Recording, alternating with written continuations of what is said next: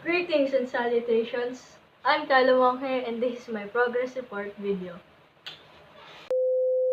We born. Sabi ko nga kanina na in this video, makikita natin ang aking updates for my capstone project and research.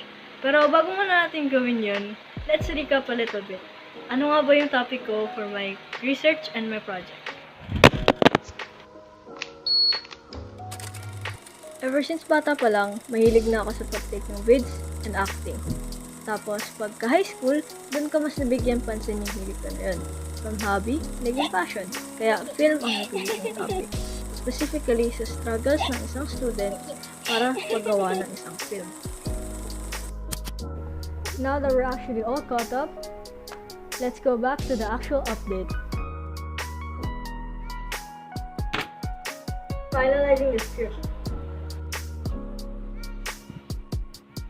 Looking for participants. Finalizing my schedule. This video and like other videos na ginawa ko para sa school ay example ng pag-experiment at pag-practice ko with editing and filming.